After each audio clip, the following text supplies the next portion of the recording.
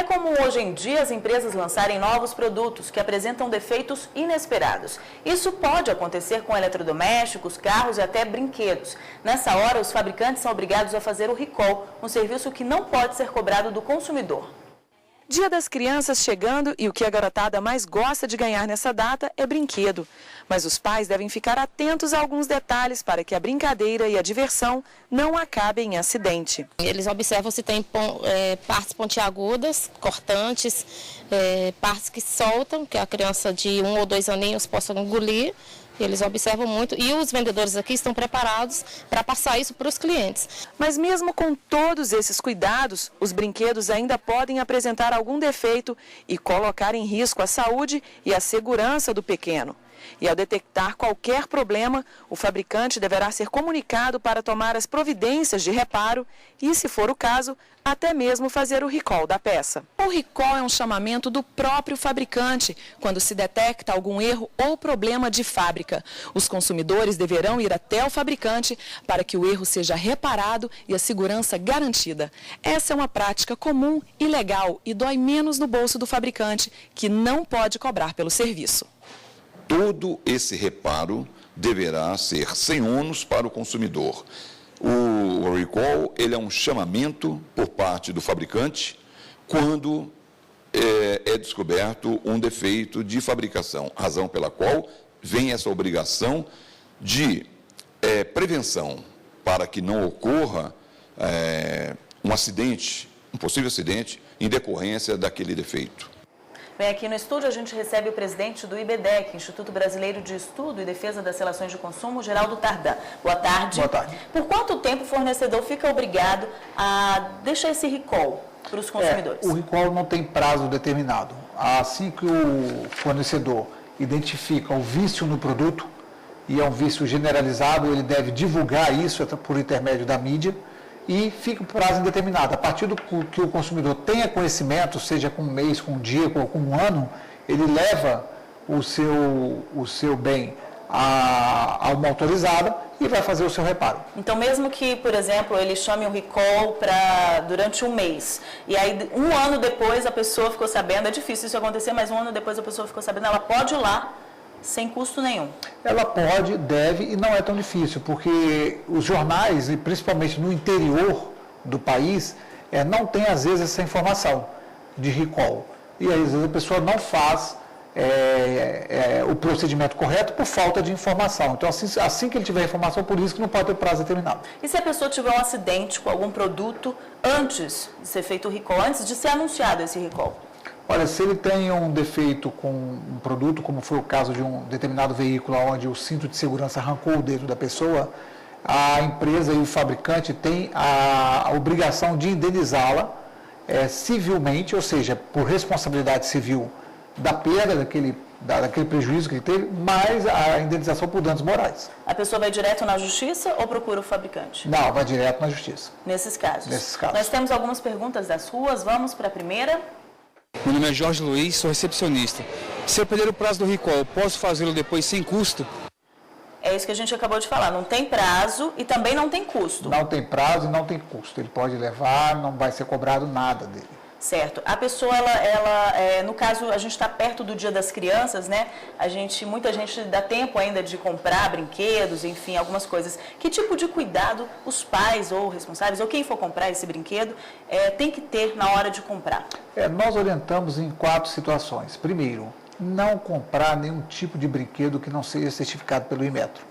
Porque isso quer dizer que o Inmetro, que é um instituto de metrologia, testou esse brinquedo de uma forma exaustiva e o liberou para o mercado de uma forma segura. Segundo, nunca compre brinquedo fora da faixa etária da criança.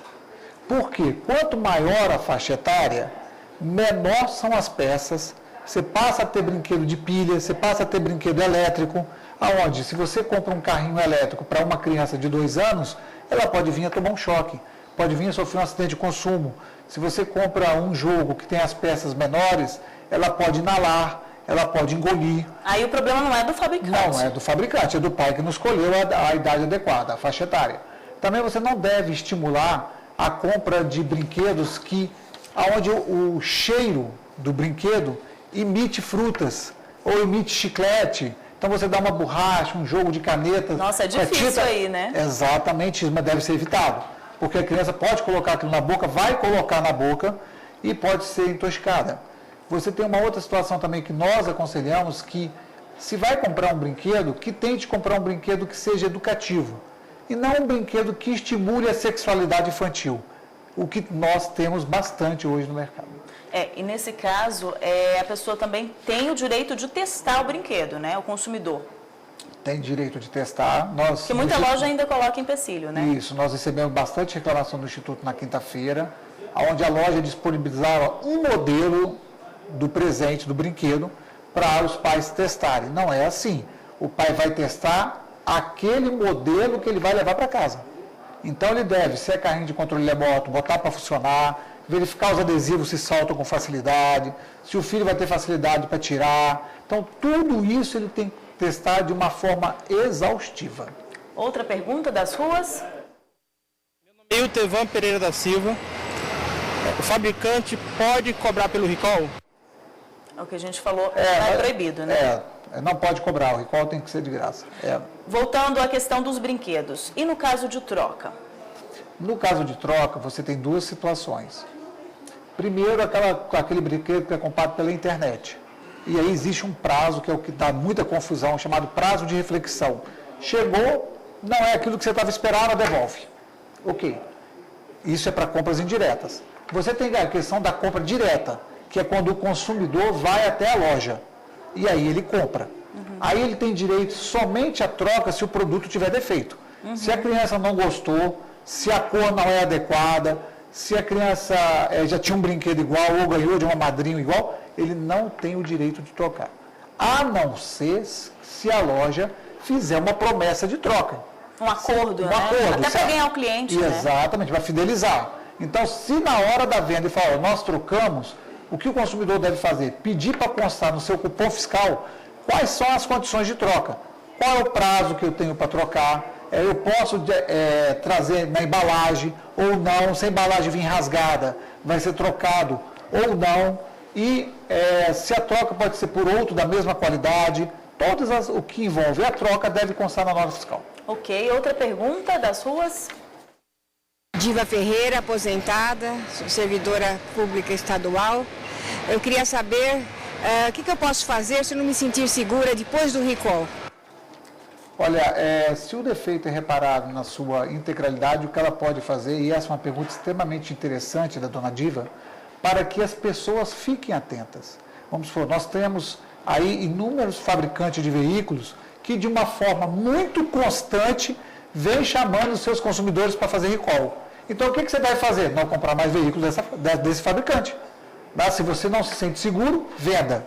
E no futuro, mesmo se você se senta seguro, não compre mais.